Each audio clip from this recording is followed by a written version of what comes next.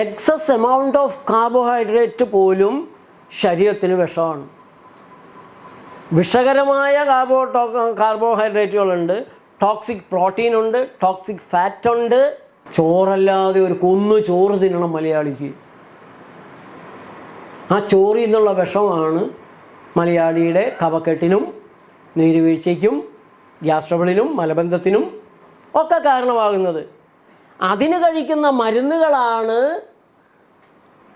മലയാളിക്ക് പ്രമേഹം, pressure, cholesterol, fatty liver ഈ പ്രശ്നങ്ങളുണ്ടാക്കുന്നത്. അതിനും പോയി കഴിക്കുന്ന മരുന്നുകളാണ് ഹാർട്ടിന് block, kidney trouble, liver failure, stroke, cancer, അൾസറൊക്കെ ആയിട്ട് മാറുന്നത്. ഇതാണ് അതിൻ്റെ ബന്ധം. അപ്പം നമ്മൾ കഴിക്കുന്ന ഭക്ഷണപാനീയങ്ങളിൽ പരമജാഗ്രത വഹിക്കണം. മാർക്കറ്റ് നിരവധി സാധനങ്ങൾ ഉണ്ടാക്കി ഇങ്ങോട്ട് തരും. അവരെ സംബന്ധിച്ചിടത്തോളം നമ്മുടെ ആരോഗ്യം അവരുടെ ഒരു വിഷയമല്ല. അതിൽ പലതും മരുന്ന് കമ്പനികളുടെ മുഖം മൂടി സംഘടനകളാണ് പിള്ളേരെ രോഗികളാക്കാൻ. നെസ്ലെയാണ് ഏറ്റവും കൂടുതൽ ബേബി ഫുഡുകൾ ഇറക്കുന്നത്. ഇന്ത്യയിലെ മാർക്കറ്റിൽ 10ൽ 8 പ്രധാനപ്പെട്ട 10 ബ്രാൻഡുകളിൽ 8ഉം നെസ്ലയുടേതാണ്. ഉള്ള പഞ്ചസാര മുഴുവൻ കലക്കി കുട്ടികൾക്ക് ആർക്കും പഞ്ചസാര നല്ലതല്ല. ഈ കുട്ടികളെ രോഗികളാക്കി എടുത്താലേ ജീവിതകാലം മുഴുവൻ അവരുടെ മരുന്നുകൾ, ആ കുട്ടിയുടെ ജീവിതകാലം മുഴുവൻ മരുന്ന് വെക്കാൻ പറ്റുള്ളൂ. ഇത്രയും ക്രൂരന്മാരാണ് മരുന്ന് കമ്പനിക്കാർ. എന്തെല്ലാം ക്രൂരതകളാണ് അവർ മരുന്ന് വെക്കാൻ വേണ്ടി ചെയ്തു കൂട്ടുന്നത്. ഈ കെണിയിൽ പോയി വീഴരുത്. വികസനം, പുരോഗമനം എല്ലാം സ്വീകരിക്കാം. വാഹനങ്ങളിൽ, ക്യാമറയിൽ, മൊബൈലിൽ എല്ലാം നമുക്ക് വികസനമാവാം. പക്ഷേ ആരോഗ്യത്തിൻ്റെ കാര്യത്തിൽ വികസനം വന്നാൽ എങ്ങനെ ഇരിക്കും? ട്രിവാൻഡ്രം സിറ്റി വികസിക്കുന്നു, അതുപോലെ എൻ്റെ കാല് വികസിക്കുന്നു. മന്ദാണെന്ന് പറയും. മൂക്ക് വികസിച്ചു,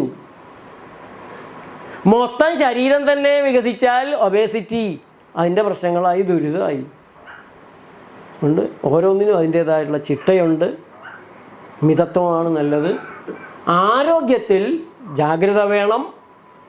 നിങ്ങളുടെ പെരുമാറ്റത്തിൽ, ഉറക്കത്തിൽ 7 മണിക്കൂർ 8 മണിക്കൂർ ഉറങ്ങാത്ത ഒരു ശരീരത്തിൻ്റെയും റിപ്പയറിങ് തീരില്ല. സർവീസ് തീരാതെ വണ്ടി വർക്ക്ഷോപ്പിൽ നിന്ന് എടുത്ത പോലെയാണ് ഓരോ ദിവസവും നമ്മൾ വണ്ടി ഓടിച്ചുകൊണ്ടിരിക്കുന്നത്. 7-8 മണിക്കൂർ ഉറങ്ങാതെ ഈ ശരീരത്തെ കൊണ്ട് ആരെല്ലാം നടക്കുന്നു അവരെല്ലാം ഭാവിയിൽ അനുഭവിക്കും. അപ്പോൾ എന്നോട് ചോദിക്കും 7-8 മണിക്കൂർ ഉറങ്ങണുണ്ടോ എന്ന് ചോദിച്ചാൽ ഇത് പിന്നെ ഉഴിഞ്ഞിട്ട കോഴിയാണ്. അതിൻ്റെ പ്രയാസം വന്നാൽ നമ്മൾ അനുഭവിക്കണം. അതിന് മരുന്നിന് കിടന്നിട്ട് കാര്യമില്ല എന്നുള്ളതും കൂടെ വെക്കണം. ഞാൻ ഇന്നലെ ഉറങ്ങുമ്പോൾ ഇത് മര്യാദക്കായില്ല, അതുകൊണ്ട് ഇത്തിരി ക്ഷീണം തടസ്സമൊക്കെ ഉണ്ടാവും. അതുകൊണ്ട് ഞാൻ ഭക്ഷണം കുറയ്ക്കും, ഡബിൾ ഡ്യൂട്ടി കൊടുക്കില്ല. ഇൻറ്റേർണൽ ഓർഗൻസിൻ്റെ ദുരിതം അപ്പോൾ കുറയ്ക്കും. പഴങ്ങൾ മാത്രമേ കഴിക്കുകയുള്ളൂ. ഇപ്പോൾ 2 ദിവസമൊക്കെ ഓട്ടോ ആയതുകൊണ്ട് ഇന്നലെ ഉച്ചയ്ക്ക് ഊണ് കഴിച്ചു, മിനിയാന്ന് ഉച്ചയ്ക്ക് ഊണ് കഴിച്ചു. ഇപ്പം കരിക്കും വെള്ളം കഴിച്ചിട്ടുണ്ട്, ചെറിയ കണ്ണം പഴം അതിനിടയ്ക്ക് കഴിച്ചു, അതേ കഴിച്ചിട്ടുള്ളൂ. ഇന്ന് രാവിലെ ഒന്നും കഴിച്ചിട്ടില്ല, കരിക്കും വെള്ളവും കുടിച്ചില്ല. രാവിലെ എഴുന്നേറ്റ് ഇത്തിരി വൈകിയാണ് ഇന്നലെ രാത്രി ഇത്തിരി വൈകിയാണ് കിടക്കാൻ പറ്റിയത്. ഓരോരുത്തരും അവിടെ എത്തണ്ടേ. ഇന്നലെ വെട്ടിക്കോടായിരുന്നു. അപ്പോൾ നമ്മൾ ഇന്നലെ ഒന്നും രാത്രി പിന്നെ ഭക്ഷണം കഴിച്ചില്ല. രാവിലെ എഴുന്നേറ്റ് അത്യാവശ്യം കുറച്ച് കാര്യങ്ങളുണ്ടായിരുന്നു. അത് കഴിഞ്ഞ് യോഗയൊക്കെ കഴിഞ്ഞ് നേരെ ഇങ്ങോട്ട് പോകുന്നു. ഇവിടെ വന്നൊരു ജ്യൂസ് കുടിച്ചു, ഉച്ചയ്ക്ക് ഭക്ഷണം കഴിക്കും. നന്നായിട്ട് കിടന്നുറങ്ങാനും ഉള്ളിലുള്ള അവയവങ്ങൾക്ക് പ്രവർത്തിക്കാനുള്ള സമയമൊക്കെ കൊടുക്കാൻ പറ്റുകയാണെങ്കിൽ 2 നേരം 3 നേരം നമുക്ക് കഴിക്കാം. അതിലൊരു നേരം പഴങ്ങളായിരിക്കണം. അപ്പോൾ ഇങ്ങനെയൊക്കെയുള്ള ചില മര്യാദകൾ നമ്മൾ ശരീരത്തോട് ചെയ്യേണ്ടതുണ്ട്. ആ മര്യാദകൾ ചെയ്തു പോയാൽ ഒരു കുഴപ്പമില്ല.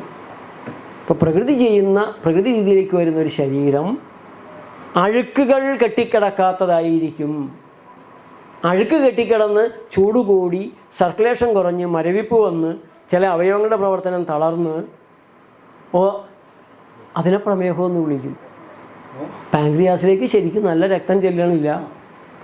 പാൻക്രിയാസിലേക്ക് നല്ല രക്തം ചെന്ന് നല്ല ഇൻസുലിൻ ഉണ്ടാവണമെന്നുണ്ടെങ്കിലും പാൻക്രിയാസിൽ നിന്ന് പുറപ്പെടുവിക്കുന്ന ജ്യൂസിന് ആവശ്യമുള്ളതിൻ്റെ 3 ഇരട്ടി ഭക്ഷണമാണ് കഴിക്കുന്നത്.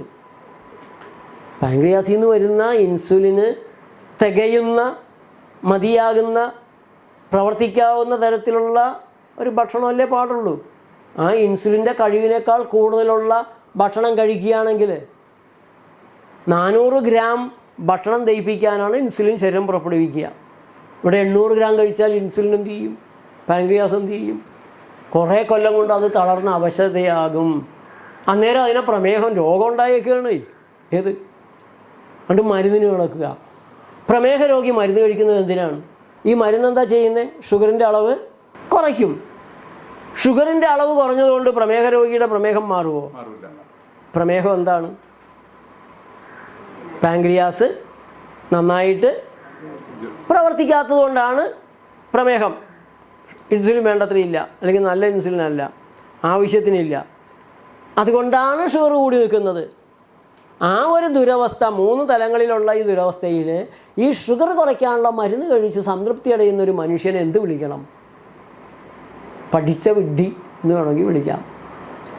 ഷുഗർ കുറഞ്ഞിട്ട് എന്ത് കാര്യം? നിങ്ങൾ ഷുഗർ കുറയാനുള്ളത് ദിവസവും കഴിച്ചുകൊണ്ടിരിക്കും, ഷുഗർ കൂടാനുള്ളതും കഴിച്ചുകൊണ്ടിരിക്കും, ഷുഗർ കുറയ്ക്കാനുള്ളതും കഴിച്ചുകൊണ്ടിരിക്കും. പാൻക്രിയാസ് നന്നാവണ്ടേ? പാൻക്രിയാസിനെ നന്നാക്കുകയല്ലേ വേണ്ടത്? നല്ല ഇൻസുലിൻ ഉണ്ടാക്കാനുള്ള വഴികൾ ചെയ്യുകയല്ലേ വേണ്ടത്? വരുന്ന ഇൻസുലിന് തികയുന്ന രീതിയിലുള്ള ഭക്ഷണ ക്രമീകരണം, ടോക്സിക് കാർബ് ഒഴിവാക്കുകയല്ലേ വേണ്ടത്? അതിനു പകരം സകല ചികിത്സകരും ലോകമൊട്ടാകെ പ്രമേഹ രോഗത്തിൻ്റെ റിസർച്ചാണ്. ഏത് മരുന്ന്, ഏത് ഇൻസുലിൻ, ഹ്യൂമൻ വേണോ അനിമൽ വേണോ?